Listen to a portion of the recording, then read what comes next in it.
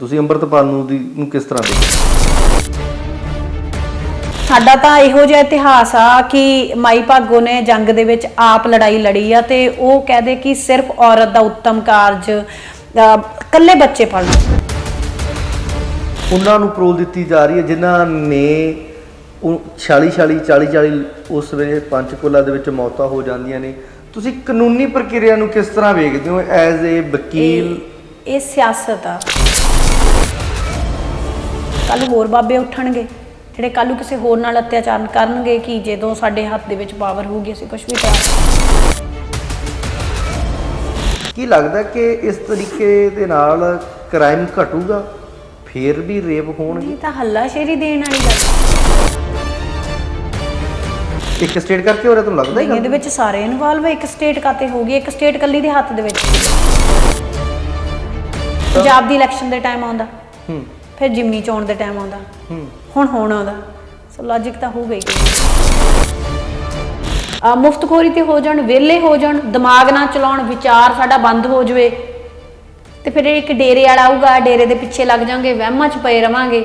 ਕਿਉਂ ਨਹੀਂ ਸਾਡੇ 'ਚ ਐਜੂਕੇਸ਼ਨ ਦਾ ਵਿਕਾਸ ਹੋਣ ਦਿੱਤਾ ਜਾਂਦਾ? ਰਾਜਨੀਤੀ ਨੂੰ ਪਸੰਦ ਕਰਦੇ ਹੋ? ਰਾਜਨੀਤੀ ਕਰਨਾ ਚਾਹੁੰਦੇ ਹੋ? ਬਾਈ ਚਾਂਸ ਆ ਗਈ ਸੀਗੀ, ਬਟ ਮੈਨੂੰ ਰਾਜਨੀਤੀ ਪਸੰਦ ਨਹੀਂ ਹੈਗੀ।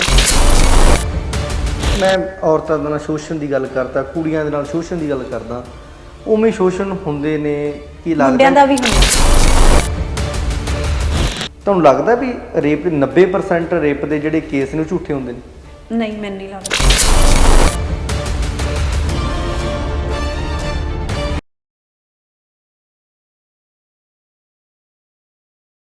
ਸਤਿ ਸ਼੍ਰੀ ਅਕਾਲ ਜੀ, ਤੁਸੀਂ ਦੇਖ ਰਹੇ ਹੋ ਲੋਕ ਰਾਏ ਟੀਵੀ ਤੇ ਮੈਂ ਹਾਂ ਪਰਮਿੰਦਰ ਸਿੰਘ। ਪ੍ਰੋਗਰਾਮ ਵਿਚਾਰ ਤਕਰਾਰ ਦੇ ਤਹਿਤ ਜਿੱਥੇ ਮੈਂ ਤੁਹਾਡੀ ਮੁਲਾਕਾਤ ਵੱਖ-ਵੱਖ ਸ਼ਖਸੀਅਤਾਂ ਦੇ ਨਾਲ ਕਰਵਾਉਣਾ, ਅੱਜ ਮੈਂ ਤੁਹਾਡੀ ਮੁਲਾਕਾਤ ਕਰਵਾਵਾਂਗਾ ਇੱਕ ਨੌਜਵਾਨ ਲੜਕੀ ਦੇ ਨਾਲ ਜੋ ਪੰਜਾਬ ਦੇ ਹਮੇਸ਼ਾ ਮੁੱਦਿਆਂ ਤੇ ਵਿਵਾਕ ਬੋਲਦੇ ਨੇ। ਬੇਸ਼ੱਕ ਉਹ ਪੰਜਾਬ ਦਾ ਕੋਈ ਵੀ ਮੁੱਦਾ ਹੋਵੇ, ਜਿੱਥੇ ਪੰਜਾਬ ਦੇ ਮੁੱਦਿਆਂ ਦੀ ਗੱਲਬਾਤ ਕਰਾਂਗੇ, ਕੁਝ ਕਾਨੂੰਨੀ ਪ੍ਰਕਿਰਿਆ ਬਾਰੇ ਵੀ ਗੱਲਬਾਤ ਕਰਾਂਗੇ, ਉੱਥੇ ਉਹਨਾਂ ਦੀ ਨਿੱਜੀ ਜ਼ਿੰਦਗੀ ਬਾਰੇ ਗੱਲਬਾਤ ਵੀ ਕਰਾਂਗੇ। ਤੇ ਸਾਡੇ ਨਾਲ ਐਡਵੋਕੇਟ ਸਿਮਰਨਜੀਤ ਕੌਰ ਗਿੱਲ ਨੇ। ਪਹਿਲਾਂ ਸਵਾਗਤ ਕਰ ਲਿਆ ਮੈਮ। ਸਤਿ ਸ਼੍ਰੀ ਅਕਾਲ ਜੀ। ਸਤਿ ਸ਼੍ਰੀ ਅਕਾਲ ਜੀ। ਠੀਕ ਠਾਕ ਹੋ? ਹਾਂਜੀ ਵੀਰੇ, ਬਹੁਤ ਤੰਦਰੁਸਤ ਹੋ? ਬਿਲਕੁਲ ਠੀਕ ਆ। ਕਿਸ ਤਰ੍ਹਾਂ ਚੱਲਦੀ ਹੈ ਜਿੰਨ ਲਾਈਫ? ਵਾਹੀ ਬਹੁਤ ਵਧੀਆ ਚੱਲ ਰਹੀ ਹੈ। ਤਾਂ ਆਪਣੇ ਤੇ ਆ। ਮਾੜੇ ਟਾਈਮ ਦੇ ਵਿੱਚ ਵੀ ਹੱਸਦੇ ਖੇਡਦੇ ਰਹਿਣਾ ਚਾਹੀਦਾ ਹੈ, ਕਿਉਂਕਿ ਟਾਈਮ ਆ ਨਹੀਂ ਰਿਹਾ ਤਾਂ ਟਾਈਮ ਉਹ ਵੀ ਨਹੀਂ ਰਹਿਣਾ ਹੈਗਾ। ਬਿਲਕੁਲ। ਜਿੱਥੇ ਆਪਾਂ ਬੈਠੇ ਹਾਂ, ਕਈ ਲੋਕ ਹਜੇ ਵੀ ਪੰਜਾਬ ਦੀਆਂ ਧੀਆਂ ਨੂੰ ਬੋਝ ਮੰਨਦੇ ਨੇ। ਸਿਮਰਨਜੀਤ ਕੌਰ ਗਿੱਲ ਕਿਸ ਤਰ੍ਹਾਂ ਵੇਖਦੀ ਹੈ ਹੁਣ ਤੱਕ ਦੀ ਜ਼ਿੰਦਗੀ ਦੇ ਸਫ਼ਰ ਦੇ ਵਿੱਚ? ਬੜੇ ਉਤਰਾਅ ਚੜ੍ਹਾਅ ਦੇ ਸੁਣਦਾ ਵੀ ਹੈ, ਕਈ ਇੰਟਰਵਿਊਆਂ 'ਚ ਭਾਵਕ ਇੰਟਰਵਿਊਆਂ ਵੀ ਸੁਣੀਆਂ। ਕਿਸ ਤਰੀਕੇ ਦਾ ਰਿਹਾ ਹੁਣ ਤੱਕ ਦਾ ਸਫ਼ਰ? ਸਫ਼ਰ ਬਹੁਤ ਵਧੀਆ ਆ। ਦੇਖੋ, ਮੈਂ ਇੱਕ ਚੀਜ਼ ਕਹਿੰਦੀ ਹੁੰਦੀ ਹਾਂ ਕਿ ਜ਼ਿੰਦਗੀ ਦੇ ਵਿੱਚ ਜਦੋਂ ਤੁਰੇ ਜਾਂਦੇ ਹੋ, ਕਿਉਂਕਿ ਆਇਨਸਟਾਈਨ ਨੇ ਕਿਹਾ ਹੈ ਕਿ ਜੇ ਤੁਸੀਂ ਤੁਰੇ ਜਾ ਰਹੇ ਹੋ ਤੇ ਤੁਹਾਨੂੰ ਕੋਈ ਮੁਸ਼ਕਿਲ ਨਹੀਂ ਆਈ ਤਾਂ ਤੁਸੀਂ ਸਮਝ ਲਓ ਤੁਸੀਂ ਗਲਤ ਰਾਹ ਤੇ ਤੁਰ ਰਹੇ ਹੋ। ਸੋ ਜੇ ਤੁਰੇ ਜਾਂਦੇ ਆ ਮੁਸ਼ਕਿਲਾਂ ਤਾਂ ਆਉਣਗੇ, ਤੇ ਮੁਸ਼ਕਿਲਾਂ ਹੀ ਨੇ ਜਿਹੜੇ ਸਾਡੀ ਜ਼ਿੰਦਗੀ ਨੂੰ ਸੋਹਣਾ ਬਣਾਉਂਦੀਆਂ ਨੇ। ਤੇ ਹੁਣ ਜਦੋਂ ਕੋਈ ਮੁਸ਼ਕਿਲ ਨਹੀਂ ਹੁੰਦੀ, ਸਟਰਗਲ ਨਹੀਂ ਹੁੰਦੀ, ਫਿਰ ਸਟਰਗਲ ਲੱਭੀ ਦੀ ਆ, ਕਿਉਂਕਿ ਸਵਾਦ ਨਹੀਂ ਆਉਂਦਾ ਜ਼ਿੰਦਗੀ ਦਾ। ਜ਼ਿੰਦਗੀ ਜੀਣ ਦਾ ਸਵਾਦ ਉਦੋਂ ਆਉਂਦਾ ਜਦੋਂ ਮੁਸ਼ਕਿਲਾਂ ਹੁੰਦੀਆਂ ਨੇ। ਬਾਕੀ ਜਿਹੜੀ ਤੁਸੀਂ ਗੱਲ ਕਹੀ ਆ ਕਿ ਧੀਆਂ ਨੂੰ ਅੱਜ ਵੀ ਲੋਕ ਕਹਿੰਦੇ ਨੇ ਕਿ ਬੋਝ ਨੇ, ਉਹ ਮਾਈਂਡਸੈਟ ਆ। ਹੌਲੀ ਹੌਲੀ ਬਦਲ ਜਾਵੇਗਾ, ਬਦਲ ਰਿਹਾ, ਬਹੁਤ ਬਦਲਾਅ ਆ ਗਿਆ ਆ। ਹੌਲੀ ਹੌਲੀ ਹੋਰ ਚੇਂਜ ਆ ਜਾਏਗਾ, ਸਮਝ ਆ ਜਾਏਗੀ ਕਿ ਧੀ ਹੋਵੇ ਜਾਂ ਪੁੱਤਰ, ਗੱਲ ਤਾਂ ਇੱਕ ਹੀ ਆ। ਪਰਿਵਾਰ ਤੋਂ ਮੈਂ ਸਟਾਰਟ ਕਰਦਾ ਗੱਲ ਦੇ ਵਿੱਚ। ਮੈਂ ਆਫ ਰਿਕਾਰਡ ਤੁਸੀਂ ਮੇਰੇ ਨਾਲ ਗੱਲ ਕਰ ਰਹੇ ਸੀ, ਬੜੀ ਗੁੰਝਲਦਾਰ ਰਿਹਾ ਪਰਿਵਾਰਕ ਪਿਛੋਕੜ ਜੀ। ਫਾਦਰ ਸਾਹਿਬ ਤੋਂ ਲੈ ਕੇ ਗੱਲ ਕਰਾਂ, ਕਿਸ ਤਰੀਕੇ ਦੇ ਨਾਲ ਫਾਦਰ ਸਾਹਿਬ ਛੋਟੀ ਉਮਰ ਦੇ ਵਿੱਚ ਚਲੇ ਜਾਣਾ ਤੇ ਇੱਕ ਵਕੀਲ ਬਣਨਾ, ਕਿੰਨੀਆਂ ਕੁ ਥੋੜ੍ਹੀਆਂ ਮੁਸ਼ਕਿਲਾਂ ਜੋ ਤੁਹਾਡੇ ਹਮੇਸ਼ਾ ਹੀ ਲੱਗਦਾ ਹੋਵੇ ਵੀ ਉਹ ਮੁਸ਼ਕਿਲ ਬੜੀ ਕਠਿਨ ਸੀ, ਜੇ ਮੈਂ ਉਹ ਤੋਂ ਮੁਸ਼ਕਿਲ ਤੇ ਰੁਕ ਜਾਂਦੀ ਤਾਂ ਸ਼ਾਇਦ ਅੱਜ ਮੇਰੇ ਤੱਕ ਨਾ ਪਹੁੰਚਦੀ? ਨਹੀਂ, ਰਿਐਲਿਟੀ ਹੈ ਇਹ। ਪਰ ਮੈਂ ਫਾਦਰ ਸਾਹਿਬ ਤੋਂ ਵੀ ਪਿੱਛੇ ਜਾਊਂਗੀ, ਮੇਰੇ ਦਾਦਾ ਜੀ ਤੇ। ਮੇਰੇ ਦਾਦਾ ਜੀ ਆਜ਼ਾਦੀ ਘੁਲਾਟੀਆ ਸੀਗੇ, ਆਜ਼ਾਦ ਹਿੰਦ ਫੌਜ ਦੇ ਵਿੱਚ ਸੀਗੇ ਉਹ। ਤਾਂ ਉਹਨਾਂ ਦੀ ਵੀ ਕਿਉਂਕਿ ਫੌਜ ਦੇ ਵਿੱਚ ਰਹਿਣ ਕਰਕੇ, ਉਦੋਂ ਲੜਾਈ ਲੜਨ ਕਰਕੇ ਤੇ ਸਿਹਤ ਪੂਰੀ ਠੀਕ ਨਹੀਂ ਰਹੀ ਤੇ ਉਹ ਵੀ ਜਵਾਨੀ ਵੇਲੇ ਚਲੇ ਗਏ। ਤੇ ਜਿੰਨੀ ਉਮਰ ਦੀ ਮੈਂ ਸੀ ਉਨੀ ਉਮਰ ਦੇ ਮੇਰੇ ਡੈਡੀ ਸੀਗੇ ਜਿਸ ਸਮੇਂ ਮੇਰੇ ਦਾਦਾ ਜੀ ਦੀ ਡੈਥ ਹੋ ਗਈ। ਤੇ ਮੇਰੇ ਪਾਪਾ, ਮਤਲਬ ਮੇਰੇ ਤਾਇਆ ਜੀ, ਵੈਸੇ ਮੇਰੇ ਫਾਦਰ ਅਸਲੀ ਉਹੀ ਨੇ, ਤਾਂ ਉਹਨਾਂ ਨੇ ਮੇਰੇ ਮਾਂ-ਬਾਪ, ਮੇਰੇ ਪਾਪਾ ਨੂੰ ਵੀ, ਮੇਰੇ ਡੈਡ ਨੂੰ ਵੀ ਪਾਲਿਆ, ਮੇਰੀ ਭੂਆ ਨੂੰ ਵੀ ਪਾਲਿਆ, ਉਹਨਾਂ ਨੂੰ ਪੜ੍ਹਾਇਆ ਲਿਖਾਇਆ, ਉਹਨਾਂ ਨੂੰ ਵਧੀਆ ਜ਼ਿੰਦਗੀ ਦਿੱਤੀ। ਮੇਰੇ ਡੈਡ ਪਹਿਲਾਂ ਫੌਜ 'ਚ ਵੀ ਗਏ, ਫਿਰ ਫੌਜ ਛੱਡ ਕੇ ਆ ਗਏ। ਸੋ ਮਤਲਬ ਉਹ ਦੇਣ ਵਾਲੇ ਉਹ ਨੇ ਮੇਰੇ ਪਾਪਾ, ਜਿਹਨੇ ਮੇਰੇ ਡੈਡੀ ਹੁਣਾਂ ਨੂੰ ਵੀ ਪਾਲਿਆ, ਆਪਦੀ ਭੈਣ ਨੂੰ ਵੀ, ਉਦੋਂ ਬਾਅਦ ਉਹਨਾਂ ਦੇ ਜਵਾਕਾਂ ਨੂੰ ਵੀ ਪਾਲਿਆ। ਸੋ ਠੀਕ ਆ, ਸੰਘਰਸ਼ ਰਿਹਾ ਆ। ਪਰ ਜਿਨ੍ਹਾਂ ਦੇ ਕੋਲ ਇਹੋ ਜਿਹੇ ਮਾਪੇ ਹੋਣ, ਮੈਨੂੰ ਨਹੀਂ ਲੱਗਦਾ ਕਿ ਉਹਨਾਂ ਨੂੰ ਜ਼ਿੰਦਗੀ ਦੇ ਵਿੱਚ ਕਦੇ ਵੀ ਸੁਪਨੇ ਪੂਰੇ ਕਰਨ ਤੋਂ ਕੋਈ ਵੀ ਚੀਜ਼ ਰੋਕ ਸਕਦੀ ਆ, ਜਿਨ੍ਹਾਂ ਕੋਲ ਰੱਬ ਵਰਗੇ ਮਾਪੇ ਹੋਣ, ਤੇ ਮੇਰੇ ਕੋਲੋਂ ਹੈਗੇ ਨੇ। ਓਕੇ, ਕਾਫੀ ਸਮਾਂ ਸੋਸ਼ਲ ਮੀਡੀਆ ਤੋਂ ਸਾਈਡ ਤੇ ਰਹੇ, ਮੈਂ ਦੇਖਿਆ ਕਦੇ ਪਿਛਲੀਆਂ ਸੋਸ਼ਲ ਮੀਡੀਆ ਤੋਂ ਹਟ ਕੇ ਗਾਇਬ ਰਹੇ, ਮੈਂ ਪੰਜਾਬੀ ਚ ਕਹਿ ਦਿਆਂ, ਕਿੱਥੇ ਰਹੇ ਇਹਨਾਂ ਟਾਈਮ? ਨਹੀਂ, ਸੋਸ਼ਲ ਮੀਡੀਆ ਤੋਂ ਗਾਇਬ ਰਹਿਣ ਵਾਲੀ ਨਹੀਂ ਐਕਚੁਅਲੀ ਗੱਲ ਹੈਗੀ, ਕਿਉਂਕਿ ਮੇਰਾ ਜਿਹੜਾ ਕੰਮ ਆ ਨਾ ਉਹਨੂੰ ਅਸੀਂ ਸੋਸ਼ਲ ਮੀਡੀਆ ਤੇ ਪੂਰੀ ਤਰ੍ਹਾਂ ਦਿਖਾ ਵੀ ਨਹੀਂ ਸਕਦੇ ਹੈਗੇ। ਹੁਣ ਮੈਂ ਐਗਜ਼ਾਮਪਲ ਦਊਂਗੀ ਤੁਹਾਨੂੰ ਕਿ ਮੈਂ ਜ਼ਿਆਦਾਤਰ ਬੱਚਿਆਂ ਲਈ ਕੰਮ ਕਰਦੀ ਹਾਂ ਜਾਂ ਵਿਕਟਮਸ ਲਈ ਕੰਮ ਕਰਦੀ ਹਾਂ। ਹੁਣ ਵਿਕਟਮਸ ਨੂੰ ਅਸੀਂ ਲੋਕਾਂ ਨੂੰ ਨਹੀਂ ਦਿਖਾ ਸਕਦੇ ਹੈਗੇ। ਪਹਿਲਾਂ ਗੱਲਾਂ ਹੋਰ ਹੁੰਦੀਆਂ ਸੀਗੀਆਂ ਕਿ ਜਦੋਂ ਦਿਖਾ ਦਿੰਦੇ ਸੀ ਵੀ ਬੱਚਿਆਂ ਨੂੰ ਆਹ ਚੀਜ਼ ਦੇ ਕੇ ਆ ਰਿਹਾ ਜਾਂ ਉਹ ਆ, ਪਰ ਹੁਣ ਉਹ ਕ੍ਰਾਈਮ ਆ। ਜੁਵਨਾਈਲ ਜਸਟਿਸ ਦੇ ਤਹਿਤ ਤੁਸੀਂ ਬੱਚਿਆਂ ਦੀ, ਜਿਹੜੇ ਬੱਚੇ ਚਾਈਲਡ ਇਨ ਨੀਡ ਆ, ਤੁਸੀਂ ਉਹਨਾਂ ਦੀ ਮਦਦ ਕਰਦੇ ਹੋ, ਤੁਸੀਂ ਉਹਨਾਂ ਨੂੰ ਪਬਲਿਸਾਈਡ ਨਹੀਂ ਕਰ ਸਕਦੇ ਹੈਗੇ। ਸੋ ਤੇ ਦੂਜੀ ਗੱਲ ਕਿ ਮੈਂ ਪੌਕਸੋ ਦੇ ਉੱਤੇ ਕੰਮ ਕਰਦੀ ਆ, ਤੇ ਜਿਹੜੇ ਵਿਸ਼ੇ ਦੇ ਉੱਤੇ ਮੈਂ ਕੰਮ ਕਰਦੀ ਆ ਉਹਦੇ ਵਿੱਚ ਤਾਂ ਤੁਸੀਂ ਵਿਕਟਮ ਦੀ ਆਇਡੈਂਟੀਟੀ ਰਿਵੀਲ ਹੀ ਨਹੀਂ ਕਰ ਸਕਦੇ। ਸੋ ਉਹ ਸੋਸ਼ਲ ਮੀਡੀਆ ਤੇ ਹੋਈਏ ਨਾ ਹੋਈਏ, ਗੱਲ ਆ ਕਿ ਸਾਡਾ ਗਰਾਊਂਡ ਤੇ ਕੰਮ ਨਹੀਂ ਬੰਦ ਹੋਣਾ ਚਾਹੀਦਾ। ਸੋ ਉਹ ਸਾਡਾ ਐਵਰੀਡੇ ਵਾਂਗੂ ਚੱਲਦਾ ਰਹਿੰਦਾ। ਮੈਂ ਪਿਛਲੀਆਂ 2 ਸਾਲ ਕਿਸਾਨੀ ਅੰਦੋਲਨ ਦੇ ਵਿੱਚ ਸਿਮਰਨਜੀਤ ਕੌਰ ਬੜੀ ਖੁੱਲ ਪੰਜਾਬ ਦੇ ਮੁੱਦਿਆਂ ਤੇ ਬੋਲੀ। ਉਸ ਤੋਂ ਬਾਅਦ ਤੁਸੀਂ ਇੱਕ ਸਮਾਜ ਸੇਵੀ ਵੀ ਸੀ, ਕਿੱਧਰ ਚਲੇ ਗਏ ਸੀ? ਕਾਫੀ ਮੈਂ ਵੇਖਦਾ ਰਿਹਾ ਸੀ, ਕੋਈ ਵੀਡੀਓ ਨਹੀਂ ਆਉਂਦੀ ਸੀ ਕਦੇ। ਤੁਸੀਂ, ਮੈਨੂੰ ਤਾਂ ਇਹ ਲੱਗਦਾ ਕਿਤੇ ਫੋਰਨ ਨਾ ਚਲੇ ਗਏ ਹੋ। ਨਹੀਂ, ਮੈਂ ਕਿਤੇ ਨਹੀਂ ਗਈ ਸੀ ਐਕਚੁਅਲੀ। ਦੇਖੋ, ਵੀਡੀਓ ਤਾਂ ਮੇਰੇ ਪੇਜ ਤੋਂ ਹੀ ਆਊਗੀ। ਮੀਡੀਆ ਨੂੰ ਮੈਂ ਅਵੋਇਡ ਕਰਨ ਲੱਗ ਗਈ ਸੀ ਕਿ ਮੈਂ ਇੰਟਰਵਿਊਜ਼ ਵਗੈਰਾ ਬੰਦ ਕਰਤੀਆਂ ਸੀਗੀਆਂ, ਕਿਸੇ ਨਾਲ ਵੀ ਨਹੀਂ ਕਰਦੀ ਸੀਗੀ। ਤੇ ਆਪਣੇ ਪੇਜ ਦੇ ਉੱਤੇ ਮੇਰੇ ਤੇ ਰੈਸਟ੍ਰਿਕਸ਼ਨਸ ਲੱਗ ਗਈਆਂ ਸੀਗੀਆਂ। ਪੇਜ ਮੇਰਾ ਆਲਮੋਸਟ ਬੰਦ ਹੋ ਗਿਆ ਸੀਗਾ। ਸੋ ਉਹ ਹੁਣੀ ਰਿਮੂਵ ਹੋਈਆਂ ਨੇ। ਜਦੋਂ ਰਿਮੂਵ ਹੋ ਗਈਆਂ ਤੁਹਾਨੂੰ ਦਿਖਣ ਵੀ ਲੱਗ ਗਈ। ਸੋ ਉਹ ਫੇਸਬੁੱਕ ਦੀਆਂ ਰੈਸਟ੍ਰਿਕਸ਼ਨਸ ਲੱਗੀਆਂ ਹੋਈਆਂ ਸੀ, ਪੇਜ ਬੈਨ ਸੀਗਾ, ਤਾਂ ਕਰਕੇ ਨਹੀਂ ਦਿਖਦੀ ਹੋਊਗੀ। ਫੋਟੋ ਤਾਂ ਪਾ ਦਿੰਦੇ ਸੀ। ਬਾਕੀ ਰਹੀ ਗੱਲ, ਕਿਤੇ ਫੋਰਨ ਤਾਂ ਨਹੀਂ ਮੈਂ ਗਈ ਹੈਗੀ, ਐਸ ਦੌਰ ਚ ਨਹੀਂ ਗਈ। 2015 ਚ ਗਈ ਸੀ ਕਿਉਂਕਿ ਸਾਰੀ ਫੈਮਿਲੀ ਉੱਥੇ। ਹਾਲੇ ਤਾਂ ਮੈਂ ਜਾ ਹੀ ਨਹੀਂ ਸਕਦੀ, ਸੱਚ। ਮੇਰੇ ਤੇ FIRs ਨੇ। ਸੋ ਮੈਂ ਨਹੀਂ, FIR ਨੇ 7 ਨਹੀਂ 22 ਸੀਗੀਆਂ ਕੰਪਲੇਂਟਸ। ਸੋ 3 ਦਾ ਮੈਨੂੰ ਪਤਾ ਆ, ਤੇ ਹੁਣ ਤਾਂ 1 ਹੀ ਰਹਿ ਗਈ ਆ। ਬਾਕੀ ਤਾਂ ਕਿਸ ਇਸ਼ੂ ਤੇ ਹੋਈਆਂ? SC ST ਐਕਟ ਤੇ 295। ਸੱਚ ਬੋਲੇਗਾ ਤਾਂ ਲੱਗੂ 295।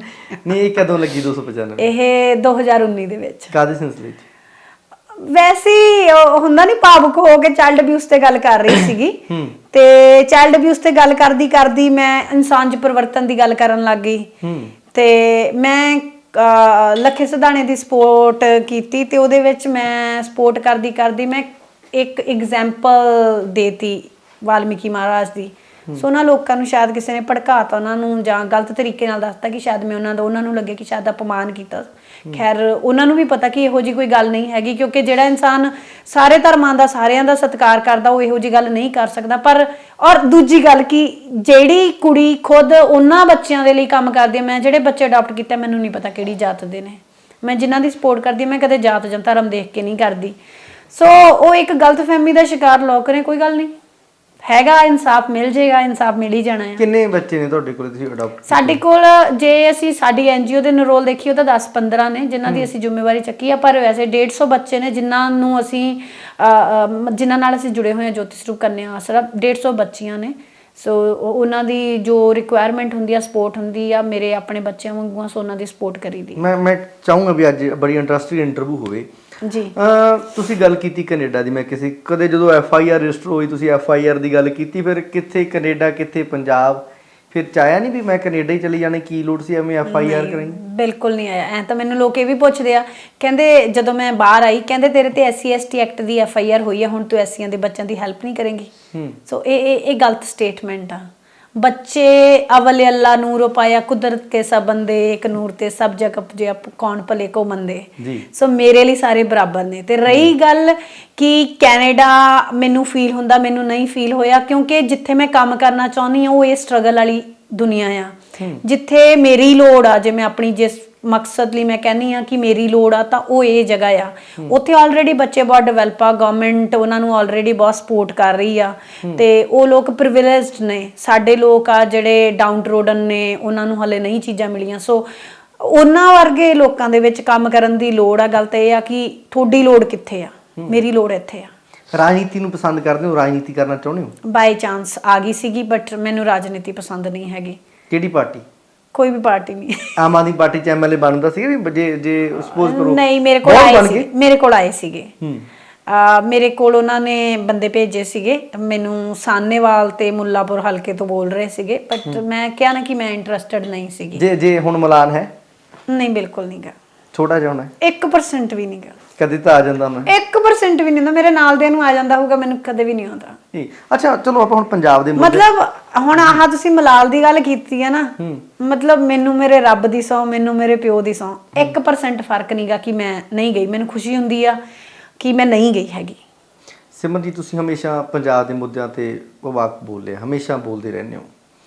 ਹੁਣ ਤੱਕ ਕਿਸ ਤਰ੍ਹਾਂ ਵੇਖਦੇ ਹੋ ਪੰਜਾਬ ਦੇ ਵਿੱਚ ਜੋ ਨਵੀਂ ਸਰਕਾਰ ਵੀ ਬਣੀ ਹੈ, ਪੰਜਾਬ ਦੇ ਮਾਹੌਲ ਨੂੰ ਕਿਸ ਤਰ੍ਹਾਂ ਵੇਖਦੇ ਹੋ? Law and order the system ਖਰਾਬ ਹੋ ਰਿਹਾ ਆ। ਮੇਬੀ ਇਹਦਾ ਰੀਜ਼ਨ ਇਹ ਵੀ ਆ ਕਿ ਪੁਲਿਸ ਸਾਰੀ ਪੁਰਾਣੀ ਆ, ਸਾਰਾ ਸਿਸਟਮ ਉਹੀ ਆ, ਸ਼ਾਇਦ ਇਹਨੂੰ ਟਾਈਮ ਲੱਗੂਗਾ। ਸ਼ਾਇਦ ਇਹ ਵੀ ਆ ਕਿ ਜਿਹੜੇ ਨਵੇਂ ਐਮਐਲਏ ਬਣ ਕੇ ਆ ਰਹੇ ਆ ਉਹਨਾਂ ਨੂੰ ਹਲੇ ਉਹ ਕਿਵੇਂ ਚਲਾਉਣਾ ਆ, ਨਵੇਂ ਖਿਡਾਰੀ ਨੇ, ਹੌਲੀ ਹੌਲੀ ਸਮਝ ਆਉਂਦੀ ਆ। ਸੋ ਕੁਝ ਵੀ ਹੋ ਸਕਦਾ ਆ। ਇਹ ਤਾਂ ਹੁਣ ਅੰਦਰ ਵੜ ਕੇ ਪਤਾ ਲੱਗੂਗਾ ਵੀ ਰਿਐਲਿਟੀ ਕੀ ਹੈ, ਤੇ ਅੰਦਰ ਅਸੀਂ ਹੈ ਨਹੀਂਗੇ। ਬਾਕੀ ਇਹ ਆਲੇ ਦੁਆਲੇ ਦੀਆਂ ਇਲੈਕਸ਼ਨਸ 'ਚ ਵੀ ਜ਼ਿਆਦਾ ਬਿਜ਼ੀ ਨੇ, ਕਦੇ ਹਿਮਾਚਲ ਦੀ ਹੋ ਗਈ, ਕਦੇ ਗੁਜਰਾਤ ਦੀ ਹੋ ਗਈ। ਸੋ ਪੰਜਾਬ ਵੱਲ ਧਿਆਨ ਦੇਣ ਦੀ ਲੋੜ ਆ। ਬਾਕੀ ਕਈ ਮੁੱਦੇ ਵੀ ਆ ਜਿਹੜੇ ਮੈਨੂੰ ਪਸੰਦ ਨਹੀਂ ਆਏ, ਜਿਵੇਂ ਮੈਨੂੰ ਬਿਜਲੀ ਵਾਲਾ ਜਿਹੜਾ ਇਹਨਾਂ ਨੇ ਲਿਆਂਦਾ ਹੈਗਾ ਆ 600 ਯੂਨਿਟ ਮਾਫ, ਮੈਨੂੰ ਲੱਗਦਾ ਕਿ ਬਿਜਲੀ ਸਸਤੀ ਕਰ ਦੇਣੀ ਚਾਹੀਦੀ ਆ। ਮਾਫ ਵਾਲਾ ਕੰਮ ਮੈਨੂੰ ਲੱਗਦਾ ਮੁਫਤਖੋਰੀ ਖਤਮ ਹੋ ਜਾਣੀ ਹੈ ਪੰਜਾਬ 'ਚ, ਹੋਣ ਜਾਣੀ ਚਾਹੀਦੀ ਹੈ ਮੁਫਤਖੋਰੀ। ਮੈਨੂੰ ਲੱਗਦਾ ਖਤਮ ਹੋਣੀ ਚਾਹੀਦੀ ਹੈ, ਕਿਉਂਕਿ ਮੁਫਤਖੋਰੀ ਹੀ ਸਾਨੂੰ ਵਿਹਲੇ ਰਹਿਣਾ ਸਿਖਾਉਂਦੀ ਆ। ਸਾਨੂੰ, ਸਾਡੇ ਲੋਕਾਂ ਨੂੰ ਇਹ ਨਿਕੰਮੇ ਕਰਦੀ ਆ। ਅਸੀਂ ਨਿਕੰਮੇ ਨਹੀਂ ਹੋਣਾ ਹੈਗਾ। ਸਾਨੂੰ ਜੇ ਮੁਫਤ ਦੇ ਵਿੱਚ ਕੁਝ ਮਿਲਣਾ ਚਾਹੀਦਾ, ਉਹ ਸਿਰਫ ਸਾਡੀ ਪੜ੍ਹਾਈ ਆ ਤੇ ਸਿਹਤ, ਕਹਿ ਲਓ ਸਿਹਤ ਸਹੂਲਤਾਂ ਮਿਲ ਜਾਣੀਆਂ ਚਾਹੀਦੀਆਂ ਨੇ। ਤੇ ਪਰ ਬਾਕੀ ਚੀਜ਼ਾਂ 'ਚ ਸਾਨੂੰ ਕਿਸੇ ਚੀਜ਼ 'ਚ ਵੀ ਮੁਫਤਖੋਰੀ ਕਹਿ ਲਓ ਜਾਂ ਮੁਫਤ ਨਹੀਂ ਚੀਜ਼ਾਂ ਮਿਲਣ, ਹਾਂ ਸਸਤੀਆਂ ਹੋਣੀਆਂ ਚਾਹੀਦੀਆਂ ਨੇ ਪਰ ਮੁਫਤਖੋਰੀ ਨਹੀਂ ਹੋਣੀ ਚਾਹੀਦੀ। ਤੁਸੀਂ ਜਦੋਂ ਕਿਸਾਨੀ ਅੰਦੋਲਨ ਦੇ ਵਿੱਚ ਪੰਜਾਬ ਦੇ ਕਾਫੀ ਪਿੰਡਾਂ ਦੇ ਵਿੱਚ ਗਏ, ਪੰਜਾਬ ਸਾਰੇ ਜ਼ਿਲ੍ਹਿਆਂ ਦੇ ਵਿੱਚ ਗਏ ਤੁਸੀਂ, ਉਦੋਂ ਦੀਪ ਸਿੱਧੂ ਨਾਲ ਵੀ ਕੰਮ ਕੀਤਾ, ਲੱਖਾ ਸਿਧਾਣੇ ਨਾਲ ਵੀ ਕੰਮ ਕੀਤਾ। ਮੈਂ ਕਮੈਂਟ ਲੈਣਾ ਚਾਹੁੰਦਾ ਅੰਮ੍ਰਿਤਪਾਲ ਤੇ, ਤੁਸੀਂ ਅੰਮ੍ਰਿਤਪਾਲ ਨੂੰ ਕਿਸ ਤਰ੍ਹਾਂ ਵੇਖਦੇ ਹੋ? ਦੇਖੋ, ਮੈਂ ਉਹਨਾਂ ਨੂੰ ਜਾਣਦੀ ਨਹੀਂ ਗੀ ਪਰਸਨਲੀ, ਹੈ ਨਾ, ਕਿਵੇਂ ਦੇ ਆ। ਜਿਸ ਹਿਸਾਬ ਨਾਲ ਜੇ ਤਾਂ ਉਹ ਵਾਕਈ ਕਹਿ ਲਓ ਕਿ ਗੁਰੂਆਂ ਦੀ ਗੁਰਬਾਣੀ ਦੇ ਰਾਹ ਦੇ ਉੱਤੇ ਤੁਰ ਰਹੇ ਨੇ, ਤਾਂ ਬਹੁਤ ਚੰਗੀ ਗੱਲ ਆ ਕਿ ਸਾਡੇ ਨੌਜਵਾਨਾਂ ਨੂੰ ਨਸ਼ੇ ਵੱਲੋਂ ਛਡਾ ਕੇ, ਤੇ ਜਿਵੇਂ ਕਈ ਲੋਕ ਇਹ ਵੀ ਕਹਿੰਦੇ ਆ ਕਿ ਉਹ ਕਿਸੇ ਮਕਸਦ ਲਈ ਆਏ ਆ। ਜੇ ਉਹੋ ਜਿਹੇ ਕਿਸੇ ਮਕਸਦ ਲਈ ਆ ਰਹੇ ਆ ਤਾਂ ਫਿਰ ਖਤਰਨਾਕ ਵੀ ਹੋ ਸਕਦੇ ਆ। ਸੋ ਗੱਲ ਇਹ ਹੈ ਕਿ ਜਿਸ ਚੀਜ਼ ਬਾਰੇ ਮੈਨੂੰ ਪਤਾ ਨਹੀਂਗਾ, ਮੈਂ ਉਹਦੇ ਬਾਰੇ ਕੀ ਕਹਾਂ। ਪਰ ਮੈਨੂੰ ਨਹੀਂ ਪਤਾ ਹੈਗਾ ਵੀ ਰਿਐਲਿਟੀ ਕੀ ਹੋਊਗੀ। ਪਰ ਹਾਂਜੀ, ਮੈਨੂੰ ਉਹਨਾਂ ਦੀ ਇੱਕ ਟਿੱਪਣੀ ਨਹੀਂ ਚੰਗੀ ਲੱਗੀ ਸੀਗੀ ਜਿਹੜੀ ਉਹਨਾਂ ਨੇ ਔਰਤਾਂ ਦੇ ਪ੍ਰਤੀ ਕੀਤੀ ਸੀ। ਜਦੋਂ ਉਹਨਾਂ ਨੂੰ ਕਿਸੇ ਮੀਡੀਆ ਪਰਸਨ ਨੇ ਪੁੱਛਿਆ ਸੀਗਾ ਕਿ ਔਰਤਾਂ ਦੀ ਭਾਗੀਦਾਰੀ ਘੱਟ ਕਿਉਂ ਆ, ਤਾਂ ਮਤਲਬ ਉਹ ਮਾਈ ਭਾਗੋ ਵਰਗਿਆਂ ਨੂੰ, ਮਾਤਾ ਸੁੰਦਰ ਕੌਰ ਵਰਗੇ ਇਤਿਹਾਸ ਨੂੰ ਕਿਵੇਂ ਇਗਨੋਰ ਕਰ ਸਕਦੇ ਆ। ਮਤਲਬ ਸਾਡਾ ਤਾਂ ਇਹੋ ਜਿਹਾ ਇਤਿਹਾਸ ਆ ਕਿ ਮਾਈ ਭਾਗੋ ਨੇ ਜੰਗ ਦੇ ਵਿੱਚ ਆਪ ਲੜਾਈ ਲੜੀ ਆ, ਤੇ ਉਹ ਕਹਦੇ ਕਿ ਸਿਰਫ ਔਰਤ ਦਾ ਉੱਤਮ ਕਾਰਜ ਕੱਲੇ ਬੱਚੇ ਪਾਲਣਾ ਸਾਨੂੰ ਮਿਲਿਆ, ਇਹ ਪਰਮਾਤਮਾ ਦੀ ਦੇਣ ਆ। ਪਰ ਬੱਚੇ ਪਾਲਣਾ ਕੱਲਾ ਮਾਂ ਦਾ ਕਾਰਜ ਨਹੀਂ, ਉਹ ਪਿਓ ਦਾ ਵੀ ਓਨਾ ਹੀ ਹੱਕ ਆ, ਤਾਂ ਹੀ ਮਾਂ ਪਿਓ ਬਣਦੇ ਨੇ। ਤੇ ਦੂਜੀ ਗੱਲ ਆ ਕਿ ਔਰਤ ਜੇ ਬਾਹਰ ਜਾ ਕੇ ਕੰਮ ਨਹੀਂ ਕਰੂਗੀ, ਜੋ ਅੱਜ ਟ੍ਰੈਂਡ ਹੈਗਾ ਆ, ਤਾਂ ਫਿਰ ਅਸੀਂ ਇੰਡੀਪੈਂਡੈਂਟ ਕਿਵੇਂ ਹੋਵਾਂਗੇ। ਜ਼ਿਆਦਾ ਸਾਡੀਆਂ ਜਿਹੜੀਆਂ ਧੀਆਂ ਦਾਜ ਦੀ ਬਲੀ ਚੜ੍ਹਦੀਆਂ ਨੇ ਜਾਂ ਹੋਰ ਚੀਜ਼ਾਂ ਦਾ ਸ਼ਿਕਾਰ ਹੁੰਦੀ, ਉਹਦਾ ਸਭ ਤੋਂ ਵੱਡਾ ਕਾਰਨ ਹੁੰਦਾ ਕਿ ਔਰਤ ਆਰਥਿਕ ਪੱਖੋਂ ਕਮਜ਼ੋਰ ਆ।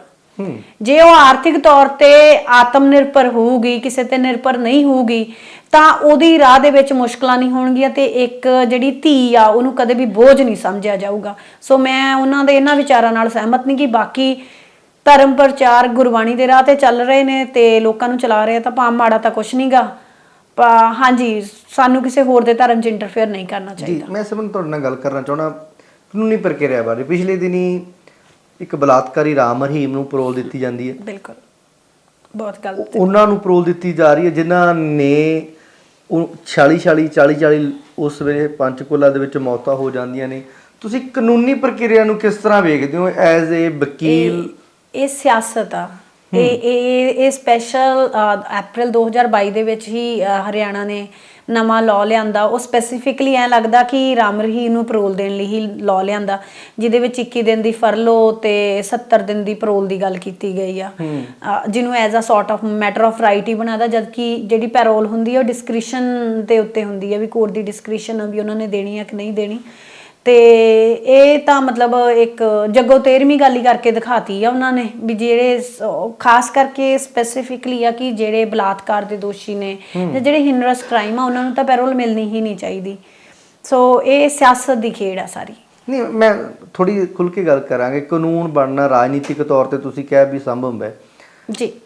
ਕੀ ਲੱਗਦਾ ਕਿ ਇਸ ਤਰੀਕੇ ਦੇ ਨਾਲ ਕ੍ਰਾਈਮ ਘਟੂਗਾ, ਫੇਰ ਵੀ ਰੇਪ ਹੋਣਗੇ? ਇਹ ਤਾਂ ਹੱਲਾਸ਼ੇਰੀ ਦੇਣ ਵਾਲੀ ਗੱਲ ਆ। ਹੂੰ ਇਹ ਤਾਂ ਕਿਸੇ ਮਤਲਬ ਜੁਰਮ ਨੂੰ ਇੱਕ ਕਲਟ ਬਣਾਉਣਾ, ਕਲਟ ਬੋਲਦੇ ਹੋ ਨਾ ਤੁਸੀਂ, ਇਹਨੇ ਆਪਣਾ ਇੱਕ ਕਲਟ ਬਣਾਇਆ ਨਾ, ਇੱਕ ਆਪਣਾ ਹੀ ਇੱਕ ਆਪਣੀ ਦੁਨੀਆ ਬਣਾਤੀ ਜੀ। ਸੋ ਇਹੋ ਜਿਹਿਆਂ ਨੂੰ ਤਾਂ ਹੱਲਾਸ਼ੇਰੀ ਦੇਣ ਵਾਲੀ ਗੱਲ ਆ। ਕੱਲ ਹੋਰ ਬਾਬੇ ਉੱਠਣਗੇ ਜਿਹੜੇ ਕੱਲ ਨੂੰ ਕਿਸੇ ਹੋਰ ਨਾਲ ਅਤਿਆਚਾਰ ਕਰਨਗੇ ਕਿ ਜਦੋਂ ਸਾਡੇ ਹੱਥ ਦੇ ਵਿੱਚ ਪਾਵਰ ਹੋਊਗੀ ਅਸੀਂ ਕੁਝ ਵੀ ਕਰਾ ਸਕਦੇ ਹਾਂ। ਇਹ ਹੱਲਾਸ਼ੇਰੀ ਦੇਣ ਵਾਲੀ ਗੱਲ ਆ ਤੇ ਗਲਤ ਗੱਲ ਆ। ਇੱਕ ਸਟੇਟ ਕਰਕੇ ਹੋ ਰਿਹਾ ਤੁਹਾਨੂੰ ਲੱਗਦਾ? ਇਹਦੇ ਵਿੱਚ ਸਾਰੇ ਇਨਵੋਲਵ ਹੈ। ਇੱਕ ਸਟੇਟ ਕਾਤੇ ਹੋ ਗਈ? ਇੱਕ ਸਟੇਟ ਕੱਲੀ ਦੇ ਹੱਥ ਦੇ ਵਿੱਚ ਕੀ ਆ? ਜੇ ਲਾਅ ਪਾਸ ਹੋਇਆ, ਸਾਰੀਆਂ ਚੀਜ਼ਾਂ ਐਟ ਦੀ ਐਂਡ ਤਾਂ ਮਤਲਬ ਪ੍ਰੈਜ਼ੀਡੈਂਟ ਦਾ ਵੀ ਤਾਂ ਰੋਲ ਹੋਊਗਾ। ਸੋ ਇਹਦੇ ਵਿੱਚ ਸਾਰੀ ਇਹ ਸੈਂਟਰ ਗਵਰਨਮੈਂਟ ਦਾ 100% ਰੋਲ ਆ। ਸੋ ਸ਼ੈ ਹੀ ਉਹਦੀ ਆ, ਇੱਕ ਸਰਕਾਰ ਦਾ ਰੋਲ ਨਹੀਂਗਾ। ਕੀ ਲੱਗਦਾ ਪੰਜਾਬ ਦੀ ਇਲੈਕਸ਼ਨ ਦੇ ਟਾਈਮ ਆਉਂਦਾ, ਫਿਰ ਜਿਮਨੀ ਚੋਣ ਦੇ ਟਾਈਮ ਆਉਂਦਾ, ਹੁਣ ਆਉਂਦਾ। ਸੋ ਲੌਜਿਕ ਤਾਂ ਹੋਊਗਾ ਹੀ ਕੋਈ ਨਾ ਕੋਈ। ਕੀ ਲੱਗਦਾ ਕਿ ਇਹਦੇ ਵਿੱਚ ਰਾਜਨੀਤਿਕ, ਸਭ ਤੁਸੀਂ ਪ੍ਰਾਈਮ ਮਿਨਿਸਟਰ ਦੀ ਗੱਲ ਕੀਤੀ ਹੈ, ਕੀ ਲੱਗਦਾ ਕਿ ਜਿਸ ਤਰੀਕੇ ਨਾਲ ਡੇਰਾਵਾਦ ਖਤਮ ਹੋਣਾ ਚਾਹੀਦਾ ਉਸ ਤਰੀਕੇ ਨਾਲ ਰਾਜਨੀਤਿਕ ਡੇਰਾਵਾਦ ਨੂੰ ਫੇਰ ਉਵੇਂ ਪ੍ਰਫੁੱਲਤ ਕਰ ਰਹੀ ਨੇ? ਜੇ ਡੇਰਾਵਾਦ ਇਹਨਾਂ ਕੋਲ ਨਹੀਂ ਹੋਊਗਾ, ਤੁਸੀਂ ਆਪ ਸੋਚੋ, ਫਿਰ ਇਹ ਸਾਡੇ ਜਿਹੜੇ ਲੋਕ ਨੇ ਭੋਲੇ ਆ ਤਾਂ ਇਹ ਵੋਟ ਬੈਂਕ ਕਿਵੇਂ ਬਣਨਗੇ? ਇਹ ਤਾਂ ਚਾਹੁੰਦੇ ਨਹੀਂ ਅਸੀਂ। ਸਾਨੂੰ ਮੁਫਤਖੋਰੀ ਕਿਉਂ ਪਾਈ ਜਾਂਦੀ ਆ? ਮੁਫਤਖੋਰੀ ਤੇ ਹੋ ਜਾਣ, ਵਿਹਲੇ ਹੋ ਜਾਣ, ਦਿਮਾਗ ਨਾ ਚਲਾਉਣ, ਵਿਚਾਰ ਸਾਡਾ ਬੰਦ ਹੋ ਜਾਵੇ ਤੇ ਫਿਰ ਇੱਕ ਡੇਰੇ ਵਾਲਾ ਆਊਗਾ, ਡੇਰੇ ਦੇ ਪਿੱਛੇ ਲੱਗ ਜਾਵਾਂਗੇ, ਵਹਿਮਾਂ 'ਚ ਪਏ ਰਵਾਂਗੇ। ਕਿਉਂ ਨਹੀਂ ਸਾਡੇ 'ਚ ਐਜੂਕੇਸ਼ਨ ਦਾ ਵਿਕਾਸ ਹੋਣ ਦਿੱਤਾ ਜਾਂਦਾ? ਸਾਨੂੰ ਸਿਰਫ ਡਿਗਰੀ ਤੱਕ ਸੀਮਿਤ ਰੱਖਿਆ ਜਾਂਦਾ।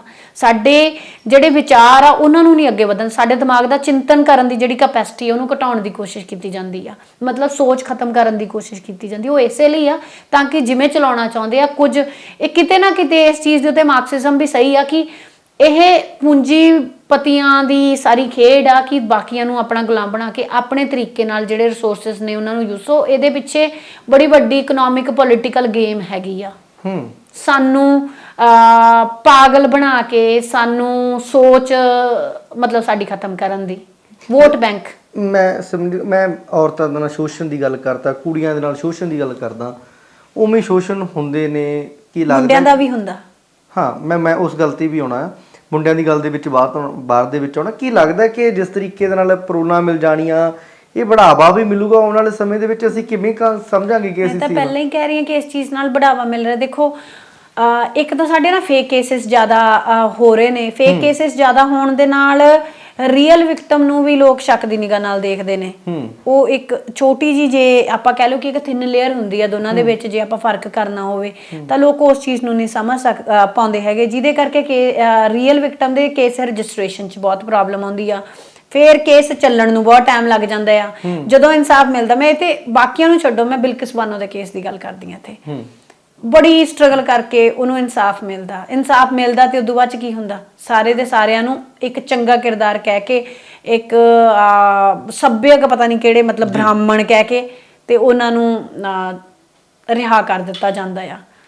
ਸੋ ਇਹ ਚੀਜ਼ਾਂ ਉਹਨਾਂ ਨੂੰ ਮਤਲਬ ਇੱਕ ਮੋਟੀਵੇਸ਼ਨ ਦੇਣ ਵਾਲੀਆਂ ਨੇ ਕਿ ਤੁਸੀਂ ਗਲਤ ਕਰੋ, ਤੁਹਾਡੇ ਪਿੱਛੇ ਅਸੀਂ ਬੈਠੇ, ਤੁਹਾਨੂੰ ਬਚਾ ਲਾਂਗੇ। ਮੈਂ ਉਸੇ ਗੱਲ ਤੇ ਆਉਂਦਾ, ਤੁਸੀਂ ਰੇਪ ਦੀ ਗੱਲ ਕੀਤੀ, ਜ਼ਿਆਦਾ ਵੀ ਮੁੰਡਿਆਂ ਦਾ ਵੀ ਸ਼ੋਸ਼ਣ ਹੁੰਦਾ। ਇਹਦੇ ਵਿੱਚ ਤੁਹਾਨੂੰ ਲੱਗਦਾ ਵੀ ਰੇਪ ਦੇ 90% ਰੇਪ ਦੇ ਜਿਹੜੇ ਕੇਸ ਨੇ ਝੂਠੇ ਹੁੰਦੇ ਨੇ?